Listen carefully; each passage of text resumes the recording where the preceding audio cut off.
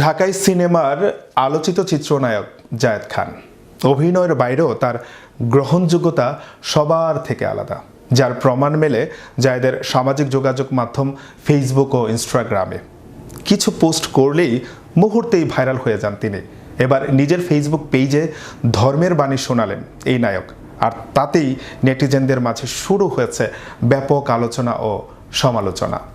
বিস্তারিত দেখুন ডেস্ক রিপোর্টে।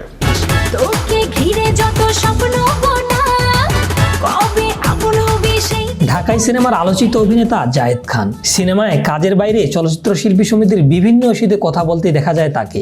এই যারা ৩-৪ জন, আমি সামনে দেখেছি ৩-৪ জন, এদের বিরুদ্ধে একটা আইনি ব্যবস্থা গ্রহণ করুন।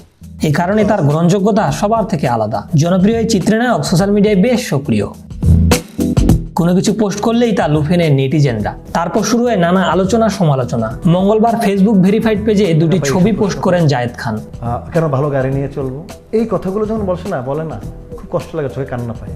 যেখানে হেলিকপ্টারে বসে থাকতে দেখা যায় তাকে। নীল রঙের ব্লেজারের সঙ্গে মানানসই টি শার্ট, চোখে চশমা আর গলায় সোনার চেনে দারুণ দেখাচ্ছে অভিনেতাকে।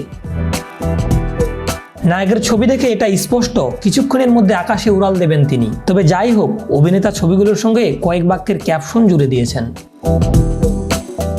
সেখানে তিনি লেখেন, মানুষ যা নিয়ে অহংকার করে আল্লাহ তা নিয়েই তাকে শাস্তি দেন।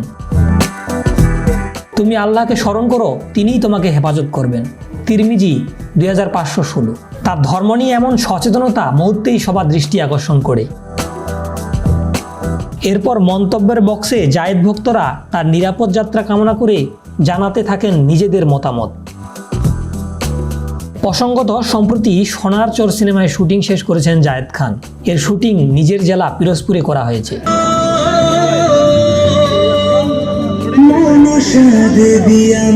সিনেমাটির মাধ্যমে দর্শকরা নতুন অবতারে দেখতে পাবেন তাদের প্রিয় তারকাকে। যেটুকু সময় পাবো বিশ্ব বাংলা 24 বিনোদন ডেস্ক। ভালোবেসে